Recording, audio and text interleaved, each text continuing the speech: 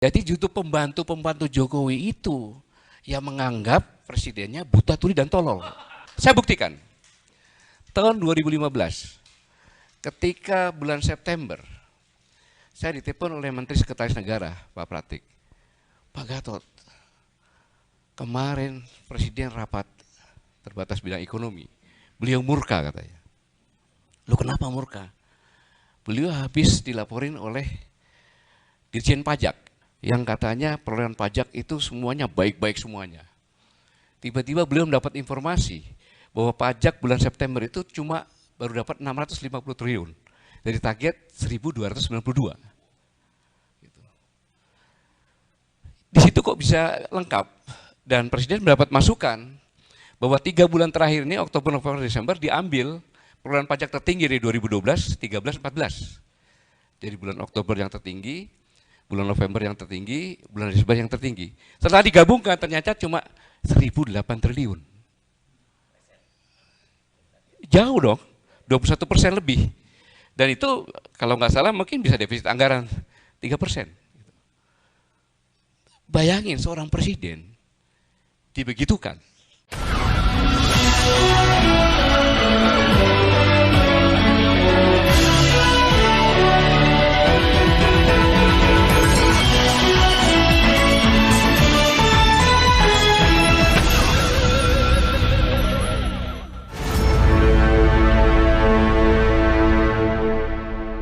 Ini kita udah sampai di penghujung acara. Seperti biasa kita mohon komentar Pak Gatot. Kalau ada hal yang perlu disampaikan, silakan Pak Gatot.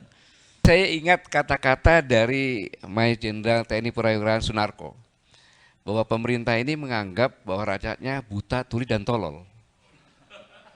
Saya koreksi. Justru bukan itu. Kalau melihat tadi yang disampaikan, ya, saya harus berpikiran positif. Saya kan dulu menterinya Pak Jokowi juga kan. Jadi justru pembantu-pembantu Jokowi itu yang menganggap presidennya buta tuli dan tolol. Ini kalau tadi saya katakan, saya buktikan. Tahun 2015, ketika bulan September, saya ditelepon oleh Menteri Sekretaris Negara, Pak Pratik. Pak Gatot, kemarin Presiden rapat terbatas bidang ekonomi. Beliau murka katanya. Lu kenapa murka? Beliau habis dilaporin oleh Dirjen Pajak yang waktu itu terus kabur itu, yang katanya perolehan pajak itu semuanya baik-baik semuanya.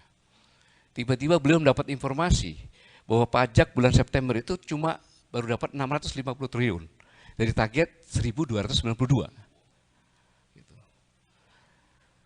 Di situ kok bisa lengkap dan Presiden mendapat masukan bahwa 3 bulan terakhir ini Oktober, November, Desember diambil perolehan pajak tertinggi dari 2012, 13, 14.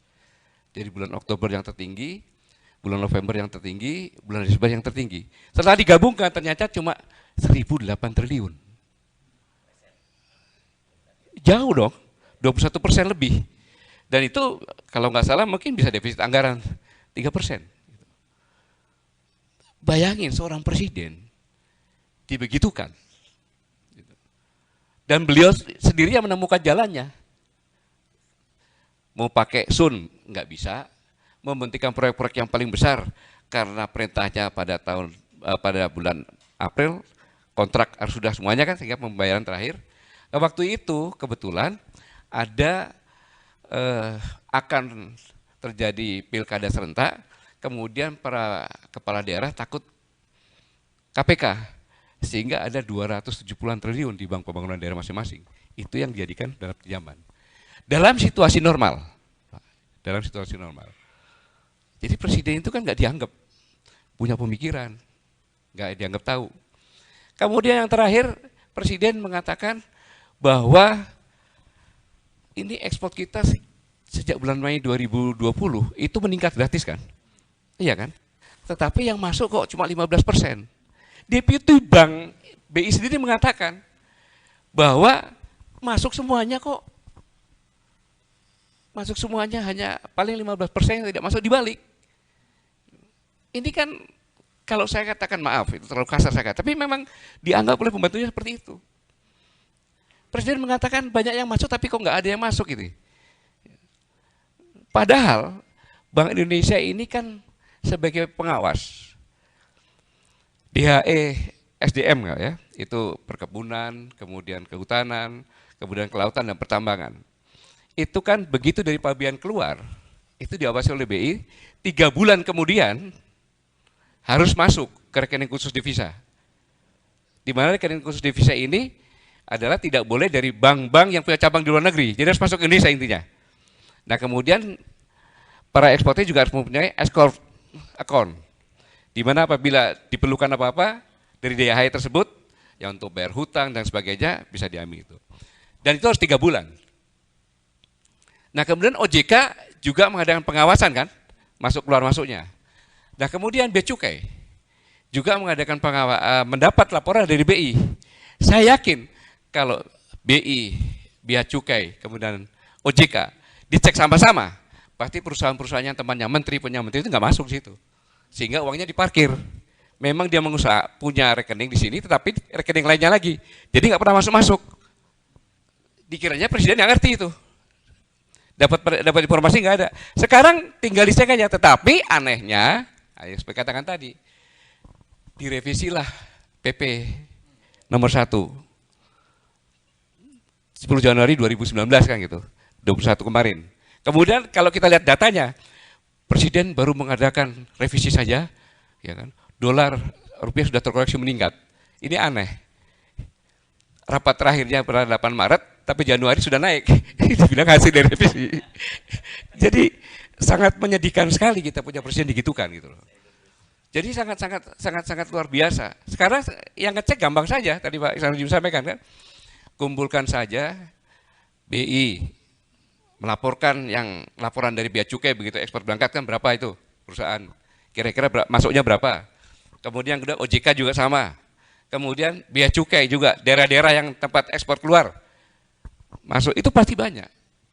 Dan kalau itu masuk saja, apalagi batu bara, sawit kan sudah mulai naik lagi semuanya, nikel lagi dan sebagainya. Ini saya pikir banyak uang yang ngendap. Tinggal kebijakan saja sekian persen harus dirupiahkan sehingga bank-bank semuanya punya rupiah. Kemudian rupiah menguat. Sebenarnya kesejahteraan ini bisa saja. Maka saya katakan kita itu punya semua, tapi bukan untuk kita. Itu kesimpulan saya itu aja Pak. Saya nggak bisa panjang-panjang karena menghadapi pakar-pakar yang luar biasa ya saya hanya menyimpulkan saja. Jadi kita sama-sama patut bersedih. Presiden oleh pembantunya dianggap buta, tuli dan tolol dengan pernyataan yang tadi. Terima kasih. Wassalamualaikum warahmatullahi wabarakatuh. Ya ini Bang, kalau cerita dari Pak Gatot itu memang menarik kan. Terakhir ini Bank Indonesia bahkan mengeluarkan aturan tentang dana hasil ekspor tadi kan. Ada insentif yang diminta mereka kalau dikembalikan ke Indonesia gitu ya. Dan dana insentif, dan itu dijamin tidak digunakan untuk semacam kredit dan sebagainya itu. Dan lucu kan artinya itu kan harusnya mereka wajib semua dana hasil ekspor itu balik gitu Pak. Tapi ternyata pemerintah harus memberikan insentif untuk menarik dana yang parkir di luar. Dan itu saya kira nanti sama dengan kayak tax amnesty, nggak akan dituruti juga karena buat mereka ngapain dananya balik ke Indonesia dengan risiko yang tinggi gitu. Ya, jadi kan sebenarnya pertanyaannya kan ya, kamu membuat apa sih batu bara, menanam ikan berapa sih, kan gitu. Mau tinggal ngambil saja kok. Kalau nggak ikut teorinya nggak usah kerja di sini kan. Itu aja selesai gitu loh. Sebenarnya kan seperti itu loh dia berpikir. Iya, dia tinggal ngambil saja kan gitu. Dan tinggal minta surat saja gitu. Kalau nggak mau ngikutin ya sudah. Karena memang pasal 33 kan semua tanah air dari sini untuk kepentingan rakyat kan gitu. Nah itu ya. Kemudian yang terbaru lagi saya lupa nyampaikan. Ditemukan 1 triliun dari pencucian uang masuk ke politik. Nah, masuk ke politik. Ini temuan dari PPTK juga. PPTK. 1 triliun. 1 triliun. 1 triliun. 1 triliun. 1 triliun. Mudah-mudahan bukan 100 gitu. Ya. Tapi kita amati saja sekarang. Sekarang ini perlu Pak Iksanuddin juga mengadakan pengecekan Pak. Mungkin sekarang ini banyak sekali izin-izin tambang baru keluar. Kemudian money laundering banyak lagi. Karena ini semuanya untuk persiapan 2024. Gitu. Ya, terima kasih. yang bisa ngomong kayak Pak Gatot itu kalau dia nggak punya kepentingan. Tapi kalau ternyata ada duit dia juga di situ, gimana gimana dia mau narik? Itu kan masalahnya di situ yang jadi kita sama-sama tahu seperti itu. Oke, baik. Terima kasih. Saya kira ini memang luar biasa sekali dan kapan-kapan kita mesti menarik kayak Pak Fuad ini kalau online saya bilang tadi kurang seru. Pak Anu kapan-kapan kita undang ke offline. Nah, baru bukan. Kita beri aplaus sekali lagi untuk tiga orang narasumber, Pak Fuad Bawazir, Bang Said Didu, Bang Ihsanuddin Nursi dan tadi